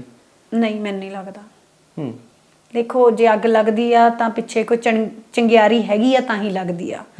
ਬਟ ਗੱਲ ਇਹ ਆ ਕਿ ਉਹਨੂੰ ਅਸੀਂ ਰੇਪ ਨਹੀਂ, ਉਹਦੇ ਲਈ ਸਾਨੂੰ ਇੱਕ ਡਿਫਰੈਂਟ ਲਾਅ ਬਣਾ ਦੇਣਾ ਚਾਹੀਦਾ ਆ। ਜਿਹੜੀ ਸਾਡੇ ਇੱਥੇ ਕਮੀ ਆ ਉਹ ਜਿਹੜੇ ਆਪਾਂ ਐ ਤਾਂ ਹੁਣ ਮੈਰਿਟਲ ਰੇਪ ਵੀ ਆ ਜਿਹੜੇ ਸਾਹਮਣੇ ਨਹੀਂ ਆਉਂਦੇ ਹੈਗੇ। ਜ਼ਬਰਦਸਤੀ ਵਾਈਫ ਦੇ ਨਾਲ ਡਿਊਰਿੰਗ ਪ੍ਰੈਗਨੈਂਸੀ ਜਾਂ ਉਦਾਂ ਜੋ ਸੈਕਸ਼ੂਅਲ ਰਿਲੇਸ਼ਨ ਬਣਾਏ ਜਾਂਦੇ ਆ, ਉਹ ਵੀ ਰੇਪ ਆ। ਠੀਕ ਹੈ, ਪਰ ਉਹਨੂੰ ਕਾਊਂਟ ਨਹੀਂ ਕੀਤਾ ਜਾਂਦਾ। ਸੋ ਬਹੁਤ ਸਾਰੀਆਂ ਚੀਜ਼ਾਂ ਨੇ। ਸੋ ਇਹਨਾਂ ਦੇ ਵਿੱਚ ਕੈਟਾਗਰਾਈਜ਼ ਹੋਣੀ ਹਜੇ ਸਾਡੇ ਲਾਅ ਦੇ ਵਿੱਚ ਰਿਫਾਰਮ ਕਰਨ ਦੀ ਲੋੜ ਆ। ਸੋ ਜਿਹੜੇ ਪ੍ਰੋਮਿਸ ਆਫ ਮੈਰਿਜ ਜਾਂ ਪ੍ਰੀਟੈਕਸ ਆਫ ਮੈਰਿਜ ਵਾਲੇ, ਉਹਨਾਂ ਦੀ ਅੱਡ ਕੈਟਾਗਰੀ ਹੋਣੀ ਚਾਹੀਦੀ, ਉਹਦੇ ਵਿੱਚ ਸਜ਼ਾ ਘੱਟ ਹੋਣੀ ਚਾਹੀਦੀ ਆ ਕੰਪੈਰੇਟਿਵਲੀ, ਕਿਉਂਕਿ ਉਹਦੇ ਵਿੱਚ ਕੰਸੈਂਟ ਵੀ ਆ ਪਰ ਇਮੋਸ਼ਨਲ ਜਿਹੜਾ ਹੈਗਾ ਆ ਅਤਿਆਚਾਰ ਸੌਰਟ ਆਫ ਹੈਗੀ ਉਹ ਵੀ ਆ। ਸੋ ਬਟ ਉਹ ਵਾਈਸ ਵਰਸਾ ਵੀ ਹੋਣਾ ਚਾਹੀਦਾ, ਨਾਲ ਹੀ ਉਹ ਉਸ ਕੁੜੀ ਤੇ ਵੀ ਹੋਣਾ ਚਾਹੀਦਾ ਜਿਹੜੀ ਕੁੜੀ ਵੀ ਮੁੰਡੇ ਨੂੰ ਯੂਜ਼ ਕਰਕੇ ਸਿੱਟਦੀ ਆ। ਸਮਝ ਗਏ? ਤੇ ਜਿਹੜੇ ਅਸਲੀ ਰੇਪ ਉਹ ਹੁੰਦੇ ਆ ਕਿ ਤੁਸੀਂ ਜਾਣਦੇ ਨਹੀਂਗੇ, ਤੁਸੀਂ ਤੁਹਾਡੀ 1% ਵੀ ਕੰਸੈਂਟ ਨਹੀਂ ਗੀ। ਮਤਲਬ ਇਹ ਵੀ ਨਹੀਂ ਕਹਿ ਗਈ ਕਿ ਵਰਗਲਾ ਕੇ ਵਾਲੀ ਕੰਸੈਂਟ ਨਹੀਂ, ਤੁਹਾਡੀ 1% ਵੀ ਕੰਸੈਂਟ ਨਹੀਂ ਗੀ, ਪਰ ਤੁਹਾਡੇ ਨਾਲ ਧੱਕਾ ਕੀਤਾ ਗਿਆ। ਉਹ ਹੁੰਦਾ ਅਸਲੀ ਰੇਪ, ਜਿਹਨੂੰ ਆਪਾਂ ਅਸਲੀ ਰੇਪ ਕਹਿੰਦੇ ਆ। ਉਹ ਬਹੁਤ ਜ਼ਿਆਦਾ ਖਤਰਨਾਕ ਆ। ਇਹ ਜਿਹੜੇ ਮਤਲਬ ਅੱਜ ਕੱਲ ਚੱਲ ਪਏ ਆ ਜਿਹੜੇ ਲਿਵਿੰਗ ਰਿਲੇਸ਼ਨਸ਼ਿਪ ਐਂਡ ਆਲ ਵਾਲਿਆਂ ਦੇ ਵਿੱਚ। ਸੋ ਉਹਦੇ ਵਿੱਚ ਕੈਟਾਗਰਾਈਜ਼ ਕਰਨ ਦੀ ਲੋੜ ਆ। ਗੱਲ ਆ ਕਿ ਸਾਡੇ ਇੱਥੇ ਲਾਅ ਦੇ ਵਿੱਚ ਕਮੀ ਆ। ਠੀਕ ਹੈ। ਤੇ ਦੂਜੀ ਗੱਲ ਆ ਕਿ ਜਿਹੜੇ ਉਹ ਹਿਨਰਸ ਕ੍ਰਾਈਮ ਨੇ, ਉਹ ਜਿਹੜੇ ਤੁਸੀਂ ਕਹਿ ਰਹੇ ਹੋ ਨਾ 90% ਇਕੁਏਟਲ, ਉਹਦਾ ਰੀਜ਼ਨ ਇਹੀ ਹੁੰਦਾ ਕਿ ਮੈਕਸਿਮਮ ਜਿਹੜੇ ਕੇਸ ਰਜਿਸਟਰਡ ਹੁੰਦੇ ਨੇ ਉਹ ਹੁੰਦੇ ਆ ਪ੍ਰੀਟੈਕਸ ਆਫ ਮੈਰਿਜ ਜਾਂ ਪ੍ਰੋਮਿਸ ਆਫ ਮੈਰਿਜ ਵਾਲੇ। ਉਹ ਇਸ ਕਰਕੇ, ਤੇ ਜੋ ਰੀਅਲ ਆ ਅਸਲ ਜੋ ਸਾਡਾ ਡਾਟਾ ਵੀ ਕਹਿੰਦਾ ਆ ਕਿ ਜਿਹੜੇ ਰਜਿਸਟਰਡ ਵੀ ਹੁੰਦੇ ਆ ਉਹ 15 ਮਿੰਟਾਂ 'ਚ 4 ਕੇਸ ਰਜਿਸਟਰਡ ਹੁੰਦੇ ਆ ਪੂਰੇ ਇੰਡੀਆ ਦੇ ਵਿੱਚ। ਤੇ ਬਟ ਜੇ ਅਸੀਂ ਰਿਐਲਿਟੀ 'ਚ ਦੇਖੀਏ ਕਿ ਮੈਂ ਕਹਿੰਦੀ ਆ ਕਿ ਐਵਰੀ 3rd ਸੈਕਿੰਡ ਜਿਹੜੀ ਹੈਗੀ ਆ ਕੋਈ ਨਾ ਕੋਈ ਲੜਕੀ ਜਾਂ ਲੜਕਾ ਕਿਤੇ ਨਾ ਕਿਤੇ ਸੈਕਸ਼ੂਅਲ ਅਬਿਊਜ਼ ਦਾ ਸ਼ਿਕਾਰ ਹੁੰਦਾ ਆ। ਸੋ ਜਿਹਦੇ ਵਿੱਚ ਈਵ ਟੀਜ਼ਿੰਗ ਵੀ ਹੋ ਸਕਦੀ ਆ, ਰੇਪ ਵੀ ਹੋ ਸਕਦਾ, ਤੇ ਜੋ ਰਜਿਸਟਰਡ ਨਹੀਂ ਹੁੰਦੇ ਜਿਨ੍ਹਾਂ ਨੂੰ ਚੁੱਪ ਕਰਾ ਦਿੱਤਾ ਜਾਂਦਾ। ਔਰ ਸਭ ਤੋਂ ਜ਼ਿਆਦਾ ਗਿਣਤੀ ਇਸ ਚੀਜ਼ ਦੇ ਵਿੱਚ ਮੈਰਿਟਲ ਰੇਪ ਦੀ ਆ। ਸਮਝ ਰਹੇ ਹੋ ਤੁਸੀਂ? ਮੈਂ ਸਮਝ ਰਿਹਾ। ਤੁਸੀਂ ਮੁੰਡਿਆਂ ਦੀ ਸ਼ੋਸ਼ਣ ਦੀ ਗੱਲ ਕੀਤੀ, ਉਹਨਾਂ ਨੂੰ ਕਿਸ ਤਰ੍ਹਾਂ ਲੱਗਦਾ? ਤੁਸੀਂ ਸ਼ੋਸ਼ਣ ਉਹਨਾਂ ਦਾ ਕਿਸ ਤਰ੍ਹਾਂ ਸਮਝਦੇ ਹੋ? ਦੇਖੋ, ਮੈਂ ਛੋਟੇ ਮੁੰਡਿਆਂ ਦੇ ਰੇਪ ਦੇ ਉੱਤੇ ਤਾਂ ਕੰਮ ਕਰਦੀ ਆ। ਵੀ ਮੁੰਡਿਆਂ ਦਾ ਸ਼ੋਸ਼ਣ, ਹੁਣ ਇਹਦੇ ਵਿੱਚ ਫਿਰ ਉਹੀ ਗੱਲ ਆ ਕਿ 2 ਕੈਟਾਗਰੀ ਆ ਗਈਆਂ। ਜਿਹੜਾ ਛੋਟੇ ਬੱਚਿਆਂ ਦਾ ਤਾਂ ਚਲੋ ਪੌਕਸੋ ਦੇ ਵਿੱਚ ਡੀਲ ਹੋ ਜਾਂਦਾ ਆ, ਉਹਦੇ ਸਜ਼ਾ ਵੀ ਮਿਲਦੀ ਆ ਤੇ ਉਹ ਬਹੁਤ ਖਤਰਨਾਕ ਹੁੰਦਾ ਆ। ਪਰ ਕਈ ਮੁੰਡੇ ਆ ਜਿਹੜੇ ਬਾਹਰ ਨਹੀਂ ਆ ਪਾਉਂਦੇ, ਉਹਨਾਂ ਦਾ ਛੋਟੇ ਲੈਵਲ ਦੇ ਉੱਤੇ ਹੁੰਦਾ ਆ। ਜਿਵੇਂ ਕਿ ਹੁਣੀ ਉਹ ਨਵੇਂ ਵੱਡੇ ਹੋਏ ਆ, ਕੋਈ ਵੱਡੀ ਉਮਰ ਦੀ ਲੇਡੀ ਆ, ਉਹਨਾਂ ਦੀ ਮਰਜ਼ੀ ਦੇ ਖਿਲਾਫ ਉਹਨੂੰ ਬਲੈਕਮੇਲ ਕਰਕੇ, ਮੋਸਟਲੀ ਇਹ ਟੀਚਰ ਦਾ ਵੀ ਹੁੰਦਾ ਆ ਵੀ ਉਹਨੂੰ ਬਲੈਕਮੇਲ ਕਰਕੇ ਬੱਚੇ ਨੂੰ ਸੈਕਸ਼ੂਅਲੀ ਅਬਿਊਜ਼ ਕਰਦੀ ਆ। ਮਤਲਬ ਉਹਨੂੰ ਇਹ ਕੇਸ ਹੁੰਦੇ ਨੇ, ਰਿਐਲਿਟੀ 'ਚ ਹੁੰਦੇ ਨੇ, ਬਿਲਕੁਲ ਰਿਐਲਿਟੀ 'ਚ ਹੁੰਦੇ ਨੇ ਵੀ ਉਹਨੂੰ ਯੂਜ਼ ਕਰਦੀ ਆ ਤੇ ਫਿਰ ਉਹਨੂੰ ਬਲੈਕਮੇਲ ਕਰਦੀ ਆ ਕਿ ਜੇ ਤੂੰ ਮਤਲਬ ਨਹੀਂ ਕਰੇਗਾ ਇਦਾਂ ਤਾਂ ਮੈਂ ਤੇਰੇ ਤੇ ਉੱਤੇ ਰੇਪ ਦੇ ਚਾਰਜਸ ਲਵਾ ਦੂੰਗੀ। ਮਤਲਬ ਯੂਜ਼ ਵੀ ਆਪ ਕਰ ਰਹੀ ਆ। ਸੋ ਇਹੋ ਜਿਹੀ ਚੀਜ਼ਾਂ ਵੀ ਹੁੰਦੀਆਂ ਨੇ। ਫਿਰ ਇਹੋ ਜਿਹੇ ਵੀ ਹੈਗੇ ਆ ਜਿੱਥੇ ਮੁੰਡਾ ਤੇ ਕੁੜੀ ਦੋਨੋਂ ਲਿਵਿੰਗ 'ਚ ਰਹਿ ਰਹੇ ਆ। ਜਦੋਂ ਤਾਂ ਮੁੰਡਾ ਕੁੜੀ ਨੂੰ ਛੱਡ ਕੇ ਜਾਂਦਾ ਉਹ ਤਾਂ ਰੇਪ ਬਣ ਜਾਂਦਾ, ਪਰ ਜੇ ਕੁੜੀ ਮੁੰਡੇ ਨੂੰ ਛੱਡ ਕੇ ਚਲੀ ਜਾਵੇ ਫਿਰ ਕੁੜੀ ਦੀ ਮਜਬੂਰੀ ਬਣ ਜਾਂਦੀ। ਦੈਟ ਇਜ਼ ਆਲਸੋ ਰੋਂਗ ਜੀ। ਸੋ ਸਾਡੀ ਸੁਸਾਇਟੀ ਦਾ ਫਿਰ ਉੱਥੇ ਵੀ ਮੁੰਡੇ ਦੇ ਇਮੋਸ਼ਨ ਸਾਨੂੰ ਦੇਖਣੇ ਪੈਣਗੇ। ਸੋ ਇਹ ਕਹਿ ਰਹੀ ਹਾਂ ਕਿ ਸਾਨੂੰ ਮੇਲ ਦੀ ਪ੍ਰੋਟੈਕਸ਼ਨ ਲਈ ਵੀ ਹੁਣ ਲਾਜ਼ ਬਣਾਉਣ ਦੀ ਲੋੜ ਆ। ਮੈਨੂੰ ਜੋ ਲੱਗਦਾ ਆ, ਮੇਰੀ ਮਤਲਬ ਜਿੰਨਾ ਕਿ ਵੀ ਇਸ ਚੀਜ਼ 'ਚ ਵਿਚਰਦੀ ਆ, ਕਿਉਂਕਿ ਜੇ ਅਸੀਂ ਇਕੁਐਲਿਟੀ ਦੀ ਗੱਲ ਕਰਦੇ ਤਾਂ ਇਕੁਐਲਿਟੀ ਬਿਫੋਰ ਲਾਅ ਦੋਨਾਂ ਦੇ ਲਈ ਆ। ਤਾਂ ਅਸੀਂ ਇਹ ਨਹੀਂ ਕਹਿ ਸਕਦੇ ਕਿ ਅੱਜ ਦੇ ਟਾਈਮ ਦੇ ਵਿੱਚ ਯੈਸ ਬਹੁਤ ਜ਼ਿਆਦਾ ਗਲਤ ਹੁੰਦਾ। ਮੈਂ ਆਪ ਕਹਿੰਦੀ ਹਾਂ ਕਿ ਬਹੁਤ ਜ਼ਿਆਦਾ ਗਲਤ ਹੁੰਦਾ ਕੁੜੀਆਂ ਨਾਲ, ਜਿਹੜਾ ਉਹ ਸਾਹਮਣੇ ਵੀ ਨਹੀਂ ਆ ਪਾਉਂਦੀਆਂ, ਪਰ ਇਹਦਾ ਮਿਸਯੂਜ਼ ਵੀ ਬਹੁਤ ਜ਼ਿਆਦਾ ਆ। ਤੇ ਕਈ ਜਗ੍ਹਾ ਤੇ ਇਹ ਆ ਵੀ ਜਿੱਥੇ ਕੁੜੀਆਂ ਦੂਜੇ ਮੁੰਡੇ ਨੂੰ ਇਮੋਸ਼ਨਲੀ ਪੂਰੀ ਤਰ੍ਹਾਂ ਡਿਸਟਰੋਏ ਕਰਕੇ ਚਲੀਆਂ ਜਾਂਦੀਆਂ ਨੇ, ਤਾਂ ਉੱਥੇ ਉਹਨਾਂ ਕੁੜੀਆਂ ਨੂੰ ਵੀ ਸਜ਼ਾ ਮਿਲਣੀ ਚਾਹੀਦੀ ਆ, ਤਾਂ ਕਿ ਮਤਲਬ ਆਪਾਂ ਇਹ ਕਹਿ ਦਈਏ ਕਿ ਨਹੀਂ ਜੀ ਕੁੜੀ ਵਿਚਾਰੀ ਆ, ਤਾਂ ਹੁਣ ਕੁੜੀ ਵਿਚਾਰੀ ਨਹੀਂ ਹੈਗੀ। ਸਾਨੂੰ ਵਿਚਾਰੀ ਦਾ ਕਨਸੈਪਟ ਛੱਡਣਾ ਪਊਗਾ। ਬਿਲਕੁਲ। ਜਿਸ ਤਰੀਕੇ ਨਾਲ ਪਿਛਲੇ ਦਿਨੀ ਸੁੱਚਾ ਸਿੰਘ ਲਗਾ ਦੀ ਨੂੰ ਮਾਫੀ ਦਿੱਤੀ ਜਾਂਦੀ ਹੈ, ਤੁਸੀਂ ਕੀ ਲੱਗਦਾ ਹੈ ਤੁਹਾਨੂੰ ਇਹ ਜੋ ਸ਼੍ਰੀ ਅਕਾਲ ਤਖਤ ਸਾਹਿਬ ਦੇ ਜਥੇਦਾਰ ਨੇ ਮਾਫੀ ਦਿੱਤੀ ਹੈ, ਕੀ ਲੱਗਦਾ ਵੀ ਇਸ ਤਰੀਕੇ ਨਾਲ ਸਾਹਮਣੇ ਉਹਨਾਂ ਨੇ ਬੋਲ ਕੇ ਕਿਹਾ ਵੀ ਤੁਹਾਨੂੰ ਮਾਫ ਕੀਤਾ ਜਾਂਦਾ, ਤੁਹਾਨੂੰ ਪੰਥ ਵਿੱਚ ਵਾਪਸ ਲਿਆ ਜਾਂਦਾ? ਦੇਖੋ, ਇਹ ਮਤਲਬ ਉਹਨਾਂ ਨੂੰ ਸਜ਼ਾ ਵੀ ਕਿਹੜੀ ਦਿੱਤੀ ਸੀ? ਕੁਛ ਦਿਨ ਭਾਂਡੇ ਮਾਂਜਣ ਦੀ ਸੀ 21 ਦਿਨ, ਤੇ ਕੁਛ ਮਤਲਬ ਲੰਗਰ ਪਕਾਉਣਾ ਐਂਡ ਆਲ ਇਹੋ ਜਿਹੀਆਂ ਚੀਜ਼ਾਂ ਸੀ। ਤੁਹਾਡੀ ਮਤਲਬ ਮੈਂ ਇਸ ਚੀਜ਼ ਨੂੰ ਸਹੀ ਨਹੀਂ ਮੰਨਦੀ ਹੈਗੀ, ਕਿਉਂਕਿ ਇੰਨੀ ਕੁ ਸਜ਼ਾ ਵੀ ਨਹੀਂ ਹੋ ਸਕਦੀ। ਕਿਉਂਕਿ ਸਾਡੇ ਗੁਰੂ ਸਾਹਿਬ ਤਾਂ ਸਾਫ਼ ਬੋਲਦੇ ਆ ਕਿ ਪਰਾਈ ਔਰਤ ਦਾ ਜਿਹੜਾ ਸੰਗ ਆ ਉਹ ਮਾੜਾ ਆ, ਮਤਲਬ ਉਹ ਗਲਤ ਆ, ਉਹ ਕਾਨੂੰਨ ਜੁਰਮ ਆ। ਤਾਂ ਇਹ ਹੁਣ ਇਹਨਾਂ ਦਾ ਮੈਨੂੰ ਨਹੀਂ ਸਮਝ ਆਉਂਦਾ। ਇਹਨਾਂ ਦਾ ਸ਼ਾਇਦ ਪੰਥ ਹੋਰ ਹੋਊਗਾ, ਅਸਲੀ ਪੰਥ ਕੁਛ ਹੋਰ ਆ। ਹੁਣ ਇਹ ਪੰਥ ਦੇ ਹਿਸਾਬ ਆ, ਹੁਣ ਉਹਨਾਂ ਦੇ ਪੰਥ ਚਲਾਓ ਹੋਊਗਾ। ਮੈਨੂੰ ਇਹ ਚੀਜ਼ ਪਸੰਦ ਨਹੀਂ। ਇੱਕ ਸਮਾਜ ਸੇਵੀ ਹੋ, ਸ਼ਹੀਦ ਭਗਤ ਸਿੰਘ ਨੂੰ ਲੈ ਕੇ ਬੜੀਆਂ ਪਟੀਸ਼ਨਾਂ ਪੈ ਰਹੀਆਂ ਨੇ। ਸ਼ਹੀਦ ਭਗਤ ਸਿੰਘ ਨੂੰ ਸ਼ਹੀਦ ਮੰਨਦੇ? ਆਬਵੀਅਸ ਜੀ ਗੱਲ ਆ। ਸਾਡੇ ਪੰਜਾਬ ਵਿੱਚ ਕਈ ਹੈ ਨਹੀਂ ਮੰਨਦੇ। ਹਾਂ, ਐਕਚੁਅਲੀ ਪਤਾ ਕੀ ਆ ਕਿ ਲੋਕਾਂ ਨੂੰ ਅੱਜ ਕੱਲ ਕੰਟਰੋਵਰਸੀ ਦੀ ਆਦਤ ਹੋ ਗਈ ਹੈ। ਇਹਨਾਂ ਨੇ ਤਾਂ ਬਾਬੇ ਨਾਨਕ ਨੂੰ ਨਹੀਂ ਛੱਡਿਆ ਸੀਗਾ। ਕੋਈ ਕਹਿੰਦਾ ਗੁਰੂ ਸਾਹਿਬ ਆਪ ਬੋਲਦੇ ਆ ਨਾ, ਕੋਈ ਕਹਿੰਦਾ ਨਾਨਕ ਵਿਚਾਰਾ ਬੇਤਾਲਾ, ਇੱਥੇ ਤੱਕ ਗੁਰੂ ਸਾਹਿਬ ਨੂੰ ਉਹਨਾਂ ਨੇ ਬੋਲਤਾ। ਸੋ ਇਹ ਇਹਨਾਂ ਨੂੰ ਆਦਤ ਪੈ ਗਈ ਆ ਕਿ ਸਾਡੇ ਜਿਹੜੇ ਲੋਕ ਨਾਇਕ ਆ, ਇੱਕ ਤਾਂ ਉਹਨਾਂ ਨੂੰ ਧਰਮ ਦੇ ਆਧਾਰ ਤੇ ਵੰਡਣ ਦੀ। ਲੋਕ ਨਾਇਕ ਦੀ ਕੋਈ ਧਰਮ ਜਾਂ ਜਾਤ ਨਹੀਂ ਹੁੰਦੀ, ਉਹ ਲੋਕ ਨਾਇਕ ਹੁੰਦੇ, ਉਹ ਲੋਕਾਂ ਦੇ ਨਾਇਕ ਹੁੰਦੇ ਆ। ਦੁੱਲਾ ਭੱਟੀ ਨੂੰ ਕਿਸੇ ਨੇ ਪੁੱਛਿਆ ਵੀ ਤੁਸੀਂ ਉਹ ਲੋਕ ਨਾਇਕ ਆ ਸਾਡੇ। ਸੋ ਜਿਹੜੇ ਸਾਡੇ ਲੋਕ ਨਾਇਕ ਆ, ਲੋਕ ਨਾਇਕ ਹੀ ਰਹਿਣੇ ਨੇ। ਦੂਜੀ ਗੱਲ, ਜਿਨ੍ਹਾਂ ਦੀ ਸ਼ਹਾਦਤ ਨੂੰ ਦੇਖ ਕੇ ਪੂਰਾ ਇੰਡੀਆ ਮੰਨਦਾ ਆ ਕਿ ਉਹ ਸ਼ਹੀਦ ਨੇ ਸਾਡੇ। ਗੱਲ ਸ਼ਹੀਦ ਤੋਂ ਪਹਿਲਾਂ ਕੀ ਉਹ ਸਾਡੇ ਫਰੀडम ਫਾਈਟਰ ਨੇ ਨਾ, ਉਹ ਸਾਡੇ ਫਰੀडम ਫਾਈਟਰ ਨੇ। ਤੇ ਦੂਜੀ ਗੱਲ ਹੈ, ਜੇ ਉਹਨਾਂ ਨੂੰ ਅਸੀਂ ਆਪਣੇ ਸ਼ਹੀਦ, ਜੇ ਸਾਡੀ ਸਰਕਾਰ ਵੀ ਮੰਨ ਲਓ ਭਾਰਤ ਨਾ ਮੰਨਦੀ ਹੋਵੇ, ਤਾਂ ਫਾਜ਼ਿਲਕਾ ਦੇ 12 ਪਿੰਡਾਂ ਨੂੰ ਦੇ ਕੇ ਕੁਝ ਗੱਜ ਜ਼ਮੀਨ ਲੈਣ ਦੀ ਲੋੜ ਨਹੀਂ ਸੀ ਸਾਨੂੰ। ਜੇ ਹੁਸੈਨੀ ਵਾਲਾ ਦੀ ਕੁਝ ਗੱਜ ਜਗ੍ਹਾ ਸਿਰਫ ਇਸ ਲਈ ਖਰੀਦੀ ਗਈ 12 ਪਿੰਡ ਦੇ ਕੇ ਕਿ ਉੱਥੇ ਜਿਹੜੀ ਹੈਗੀ ਆ ਉਹਨਾਂ ਦੀ ਸਮਾਰਕ ਬਣ ਸਕੇ। ਤੁਸੀਂ ਹੁਸੈਨੀ ਵਾਲਾ ਜਾ ਕੇ ਦੇਖਿਓ, ਠੀਕ ਹੈ, ਜਿੱਥੇ ਬਟੁਕੇਸ਼ਵਰ ਦੱਤ, ਸ਼ਹੀਦ ਆਜ਼ਮ ਸਰਦਾਰ ਭਗਤ ਸਿੰਘ, ਸੁਖਦੇਵ ਜੀ ਤੇ ਰਾਜਗੁਰੂ ਚਾਰਾਂ ਦੀ ਸਮਾਰਕ ਬਣੀ ਹੋਈ ਆ। ਬਹੁਤ ਸੋਹਣਾ ਉੱਥੇ ਟ੍ਰੇਨ ਚੱਲਦੀ ਵੀ ਦਿਖਾਉਂਦੇ ਆ ਵੀ ਜਿੱਥੇ ਚੱਲਦੀ ਸੀਗੀ। ਸੋ ਜੇ ਉਹ ਬਣਾਈ ਆ ਤਾਂ ਮੀਨਸ ਸ਼ਹੀਦ ਦਾ ਦਰਜਾ ਹੈਗਾ। ਇਹ ਪਟੀਸ਼ਨਾਂ ਮਤਲਬ ਇਰਰੈਲੇਵੈਂਟ ਲਾਅ ਤੇ ਪਾਉਂਦੇ ਆ। ਹੁਣ ਕਈ ਲੋਕ ਪੁੱਛ ਵੀ ਲੈਂਦੇ ਆ ਕਿ ਹਾਈ ਕੋਰਟ ਨੇ ਕਹਿਤਾ ਕਿ ਤੁਸੀਂ ਕੋਈ ਪ੍ਰੂਫ ਲੈ ਕੇ ਆਓ। ਹੁਣ ਜੇ ਅਸੀਂ ਕਨਸਟੀਟਿਊਸ਼ਨ ਆਫ ਇੰਡੀਆ ਨੂੰ ਦੇਖਿਓ, ਇਹਨਾਂ ਨੇ ਅਬੋਲਿਸ਼ਨ ਆਫ ਟਾਈਟਲ ਦੀ ਗੱਲ ਕੀਤੀ ਹੈ। ਜਦੋਂ ਟਾਈਟਲ ਅਬੋਲਿਸ਼ ਕਰਤੇ ਤਾਂ ਉਹਨਾਂ ਨੇ ਕਹਿਤਾ ਕਿ ਆਰਮੀ ਨੂੰ ਛੱਡ ਕੇ ਕਿਸੇ ਨੂੰ ਵੀ ਕੋਈ ਟਾਈਟਲ ਨਹੀਂ ਦਿੱਤਾ ਜਾਊਗਾ। ਤੇ ਜਦੋਂ ਅਸੀਂ ਕਿਸੇ ਨੂੰ ਵੀ ਫਰੀडम ਫਾਈਟਰ ਹੀ ਕਹਿਤਾ ਸਾਡਾ, ਤਾਂ ਫਿਰ ਜਿਹੜੇ ਨਹੀਂ ਵੀ ਸ਼ਹੀਦ ਹੋਏ ਉਹ ਵੀ ਫਰੀडम ਫਾਈਟਰ ਨੇ। ਸਾਡੇ ਆਜ਼ਾਦੀ, ਹੁਣ ਮੇਰੇ ਦਾਦਾ ਜੀ ਸ਼ਹੀਦ ਨਹੀਂ ਹੋਏ ਪਰ ਉਹ ਆਜ਼ਾਦੀ ਘੁਲਾਟੀਆ ਤਾਂ ਹੈਗੇ ਨੇ ਨਾ। ਜੋ ਆਜ਼ਾਦੀ ਘੁਲਾਟੀਆ ਨੇ ਉਹਨਾਂ ਦੀ ਫਰੀडम ਫਾਈਟਰ ਤੋਂ ਉੱਤੇ ਵਾਲੀ ਕਿਹੜੀ ਰਿਸਪੈਕਟ ਹੋਊਗੀ। ਸੋ ਇਹ ਲੋਕਾਂ ਨੂੰ ਆਦਤ ਪੈ ਗਈ ਆ ਕਿ ਭੇਡ ਚਾਲ ਚੱਲ ਪਈ ਆ, ਪੜ੍ਹਦੇ ਹੈ ਨਹੀਂ, ਸਮਝਦੇ ਹੈ ਨਹੀਂ। ਜਿਵੇਂ ਕਿਸੇ ਨੇ ਕਹਿਤਾ ਸੋਸ਼ਲ ਮੀਡੀਆ ਦਾ ਜ਼ਮਾਨਾ, ਬਸ ਉਹੀ ਗਿਆਨ ਦਾ ਘਰ ਆ, ਜਿਹਨੇ ਜਿਹੜੀ ਚੀਜ਼ਾਂ ਕਹਿਤੀਆਂ। ਸੋ ਇਹ ਉਸੇ ਚੀਜ਼ ਦੀ ਅਸਰ ਆ। ਤੇ ਜਿਹੜੇ ਵੱਡੇ ਸਿਆਣੇ IAS ਬਣੇ ਹੋਏ ਤਾਂ ਉਹਨਾਂ ਨੂੰ ਨਹੀਂ ਜੇ ਇਸ ਚੀਜ਼ ਦੀ ਸਮਝ, ਫਿਰ ਮੈਂ ਤਾਂ ਇਹ ਕਹਿੰਦੀ ਆ ਵੀ ਉਹਨਾਂ ਨੇ IAS ਵੀ ਕਿਵੇਂ ਕਲੀਅਰ ਕਰ ਲਿਆ ਹੋਣਾ ਆ ਕਿਸੇ ਟਾਈਮ ਦੇ ਵਿੱਚ, IPS।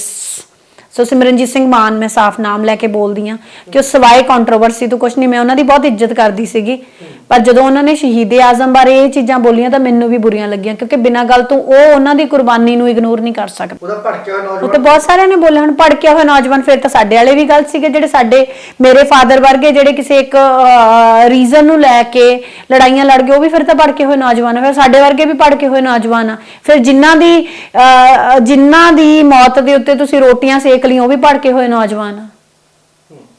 ਸਮਝ ਗਏ? ਜਿਨ੍ਹਾਂ ਦੇ ਉੱਤੇ ਤੁਸੀਂ ਸਿਆਸਤ ਕਰ ਲਈ, ਉਹ ਵੀ ਭੜਕੇ ਹੋਏ ਨੌਜਵਾਨ ਆ। ਫਿਰ ਤਾਂ ਸਾਰੇ ਹੀ ਆ। ਗੱਲ ਆ ਕਿ ਕੋਈ ਕਿਸੇ ਉਦੇਸ਼ ਨੂੰ ਲੈ ਕੇ ਚੱਲਦਾ, ਕੋਈ ਕਿਸੇ ਉਦੇਸ਼ ਨੂੰ ਲੈ ਕੇ ਚੱਲਦਾ। ਸਾਨੂੰ ਕਿਸੇ ਨੂੰ ਵੀ ਸਾਡੇ ਲੋਕ ਨਾਇਕਾਂ ਨੂੰ ਨਿੰਦਣ ਦਾ ਨਹੀਂ। ਠੀਕ ਆ, ਉਮਰ ਬਹੁਤ ਛੋਟੀ ਸੀਗੀ, ਉਹਨਾਂ ਦੀ ਸੋਚ ਉਨੀ ਨਾ ਪੱਕੀ ਹੋਵੇ, ਬਹੁਤ ਸਾਰੀਆਂ ਰੀਜ਼ਨ ਜਿਨ੍ਹਾਂ ਕਰਕੇ ਕਹਿੰਦੇ ਆ, ਪਰ ਉਹਨਾਂ ਦੀ ਦੇਣ ਨੂੰ ਕੋਈ ਇਗਨੋਰ ਨਹੀਂ ਕਰ ਸਕਦਾ। ਤੇ ਮੈਂ ਤਾਂ ਬਚਪਨ ਤੋਂ ਹੀ ਉਹਨਾਂ ਨੂੰ ਸੁਣ ਕੇ, ਉਹਨਾਂ ਦੀ ਕਹਾਣੀ ਤੋਂ ਇੰਸਪੀਰੇਸ਼ਨ ਲੈ ਕੇ, ਮੇਰੇ ਵਰਗੇ ਲੋਕ ਇੰਡੀਆ ਦੇ ਵਿੱਚ ਬੈਠੇ ਨਹੀਂ, ਸਾਡੇ ਵਰਗੇ ਵੀ ਛੱਡ ਕੇ ਚਲੇ ਜਾਂਦੇ। ਸੋ ਮੇਰਾ ਸਭ ਤੋਂ ਵੱਡਾ ਸਰੋਤ ਆ ਜਿਹੜਾ ਪ੍ਰੇਰਨਾ ਦਾ, ਉਹ ਸ਼ਹੀਦ ਆਜ਼ਮ ਸਰਦਾਰ ਭਗਤ ਸਿੰਘ ਹੀ ਨੇ ਪਰਸਨਲੀ। ਆਪਾਂ ਗੱਲ ਕਰ ਰਹੇ ਸੀ ਕਾਨੂੰਨੀ ਪ੍ਰਕਿਰਿਆ ਬਾਰੇ ਵੀ ਗੱਲਬਾਤ ਕੀਤੀ, ਤੇ ਦੂਸਰੇ ਪਾਸੇ ਆਪਾਂ ਬਲਾਤਕਾਰੀ ਰਾਮ ਰਹੀਮ ਦੇ ਬਾਰੇ ਵੀ ਗੱਲ ਕਰਦੇ ਸੀ। ਦਿੱਲੀ ਦੀ ਚੇਅਰਪਰਸਨ ਕਹਿੰਦੇ ਨੇ ਵੀ ਬਹੁਤ ਹੀ ਗਲਤ ਹੋਇਆ ਜੀ। ਪੰਜਾਬ ਦੇ ਚੇਅਰਪਰਸਨ ਨੇ ਇੱਕ ਮੀਡੀਆ ਨੇ ਸਵਾਲ ਪੁੱਛਿਆ, ਉਹ ਕਹਿੰਦੇ ਮੈਂ ਇਸ ਵਿਸ਼ੇ ਤੇ ਜਵਾਬ ਨਹੀਂ ਦੇਣਾ। ਤੁਹਾਨੂੰ ਕੀ ਲੱਗਦਾ ਕਿ ਆਵਾਜ਼ ਖੋਲਣੀ ਚਾਹੀਦੀ ਸੀ ਕਿ ਚੁੱਪ ਕਰਕੇ ਬੈਠ ਜਾਣਾ ਚਾਹੀਦਾ ਸੀ? ਆਈ ਪਰਸਨਲੀ ਫੀਲ ਕਿ ਉਹਨਾਂ ਨੂੰ ਜੋ ਵੀ ਵਿਊ ਸੀਗੇ ਬੋਲਣੇ ਚਾਹੀਦੇ ਸੀਗੇ, ਕਿਉਂਕਿ ਇਹ ਤੇ ਹਰ ਕੁੜੀ ਨੂੰ, ਹਰ ਔਰਤ ਨੂੰ ਮਤਲਬ ਆਪਣੀ ਪੋਲੀਟੀਕਲ ਜੋ ਵੀ ਚੀਜ਼ਾਂ ਨੇ ਉਹਨਾਂ ਨੂੰ ਛੱਡ ਕੇ ਬੋਲਣਾ ਚਾਹੀਦਾ, ਕਿਉਂਕਿ ਇਸ ਚੀਜ਼ ਦਾ ਅਸਰ ਤਾਂ ਹਰ ਜਗ੍ਹਾ ਤੇ ਪੈਂਦਾ। ਕਿਉਂਕਿ ਅਸੀਂ ਕਹਿ ਦਈਏ ਕਿ ਸਾਡੀ ਸਟੇਟ ਆ ਤੇ ਦੂਜੇ ਦੀ ਸਟੇਟ ਉਹ ਆ ਤੇ ਸਾਡੇ ਨਾਲ ਲੈਣਾ ਦੇਣਾ ਨਹੀਂ। ਇੱਕ ਰੇਪਿਸਟ ਤਾਂ ਮੈਂ ਕਹਿੰਦੀ ਹਾਂ ਕਿਸੇ ਹੋਰ ਕੰਟਰੀ 'ਚ ਵੀ ਉਹਦੇ ਖਿਲਾਫ ਵੀ ਸਾਡਾ ਬੋਲਣ ਦਾ ਫਰਜ਼ ਬਣਦਾ ਆ। ਸੋ ਉੱਥੇ ਉਹਨਾਂ ਨੇ ਨਾ ਬੋਲ ਕੇ ਗਲਤੀ ਕੀਤੀ। ਹੁਣ ਉਹਨਾਂ ਦੀ ਕੀ ਮਜਬੂਰੀ ਆ ਉਹ ਜਾਣਦੇ ਨੇ, ਬਟ ਉਹਨਾਂ ਨੂੰ ਬੋਲਣਾ ਚਾਹੀਦਾ ਸੀ, ਮੇਰੀ ਨਿੱਜੀ ਜੇ ਰਾਏ ਪੁੱਛਣ ਤੋਂ। ਓਕੇ, ਹੁਣ ਤੁਹਾਨੂੰ ਲੱਗਦਾ ਕਿ ਮਨ ਦੇ ਵਿੱਚ ਹੈ ਵੀ ਹੁਣ ਕੈਨੇਡਾ ਜਾਣਾ ਹੈ? ਕਾਫੀ ਸਮਾਂ ਵੇਖ ਲਏ, ਪੰਜਾਬ ਦੇ ਰੰਗ ਵੇਖ ਲਏ, ਹੈ ਕੋਈ? ਨਹੀਂ, ਉਦਾਂ ਘੁੰਮਣ ਕਦੇ ਜਾਣਾ ਹੋਊਗਾ, ਜਦੋਂ ਮੈਂ ਜਾ ਸਕਦੀ ਹੋਈ ਮੈਂ ਚਲੀ ਜਾਊਂਗੀ। ਕਿਉਂਕਿ ਮੇਰੇ ਵੀਰੇ ਦੇ ਬੇਟੀ ਹੋਈ ਜਨਵਰੀ ਦੇ ਵਿੱਚ, ਮੈਂ ਉਹਨੂੰ ਨਹੀਂ ਮਿਲੀ। ਮੇਰੀ ਭੈਣ ਦੇ ਬੇਟੀ ਹੁਣ ਦੁਬਾਰਾ ਫੇਰ ਤਿਆਰੀ ਆ। ਸੋ ਬੱਚਿਆਂ ਨੂੰ ਦੇਖਣ ਦਾ ਜੀ ਕਰਦਾ ਆ, ਪਰ ਚਲੋ ਆਪ ਇੰਡੀਆ ਆ ਜਾਣਗੇ, ਨਹੀਂ ਫਿਰ ਕਦੇ ਦੇਖ ਆਵਾਂਗੇ। ਘੁੰਮਣਾ ਫਿਰਨਾ ਤਾਂ ਮੈਨੂੰ ਪੂਰੀ ਦੁਨੀਆ ਘੁੰਮਣ ਦਾ ਸ਼ੌਂਕ ਆ, ਮੈਂ ਪੂਰੀ ਦੁਨੀਆ ਹੀ ਘੁੰਮਣੀ ਆ, ਪਰ ਰਹਿਣਾ ਮੈਂ ਇੱਥੇ ਹੀ ਆ। ਸੁਪਨਾ ਕੀ ਹੈ ਅੱਗੇ? ਸੁਪਨਾ ਹੁੰਦਾ ਹਰ ਇੱਕ ਬੰਦਾ, ਇੱਕ ਏਮ ਹੁੰਦਾ। ਸੁਪਨਾ ਮੇਰਾ ਹੈ ਕਿ ਮੇਰੇ ਇੱਕ ਕਾਫੀ ਵੱਡਾ ਘਰ ਹੋਵੇ, ਉਸ ਘਰ ਦੇ ਵਿੱਚ ਬਹੁਤ ਸਾਰੇ ਕਮਰੇ ਉਹਨਾਂ ਕੁੜੀਆਂ ਲਈ ਹੋਣ ਜਿੱਥੇ ਉਹ ਫ੍ਰੀ ਰਹਿ ਸਕਦੀਆਂ ਹੋਣ, ਜਿਹੜੀਆਂ ਇੰਡੀਪੈਂਡੈਂਟ ਹੋਣਾ ਚਾਹੁੰਦੀਆਂ ਨੇ। ਮਤਲਬ ਇੱਕ ਡ੍ਰੀਮ, ਜੇ ਤੁਸੀਂ ਪੁੱਛੋ, ਦੋ ਡ੍ਰੀਮ ਨੇ ਇਦਾਂ ਦੇ। ਇੱਕ ਆ ਕਿ ਮੇਰਾ ਵੱਡਾ ਘਰ ਹੋਵੇ, ਉਸ ਘਰ ਦੇ ਵਿੱਚ ਬਹੁਤ ਸਾਰੇ ਕਮਰੇ ਹੋਣ ਤੇ ਉਹਨਾਂ ਕਮਰਿਆਂ ਦੇ ਵਿੱਚ ਇੰਡੀਪੈਂਡੈਂਟ ਜਿਹੜੀਆਂ ਕੁੜੀਆਂ ਹੋਣਾ ਚਾਹੀਦੀਆਂ, ਮਤਲਬ 18 ਸਾਲ ਤੋਂ ਉੱਤੇ ਹੋ ਗਈਆਂ, ਬਟ ਉਹਨਾਂ ਨੂੰ ਕੋਈ ਸਪੋਰਟ ਕਰਨ ਵਾਲਾ ਨਹੀਂ। ਇੱਥੇ ਰੈਂਟ ਵਗੈਰਾ ਵੀ ਬਹੁਤ ਮਹਿੰਗੇ ਆ। ਉਹ ਆਰਾਮ ਨਾਲ ਰਹਿ ਕੇ ਆਪਣੀ ਅੱਗੇ ਦੀ ਜ਼ਿੰਦਗੀ ਲਈ ਉਹਨਾਂ ਨੂੰ ਰਹਿਣ ਦਾ, ਮਤਲਬ ਇੱਕ ਛੱਤ ਦਾ ਉਹਨਾਂ ਨੂੰ ਕੋਈ ਟੈਨਸ਼ਨ ਨਾ ਹੋਵੇ, ਤੇ ਉਹ ਆਪਣੀ ਕਮਾਈ ਕਰਕੇ ਕੱਲ ਨੂੰ ਆਪਣਾ ਘਰ ਬਣਾਉਣ ਤੇ ਹੋਰ ਚੀਜ਼ਾਂ ਦੇ ਵਿੱਚ ਕਾਮਯਾਬ ਹੋ ਸਕਣ।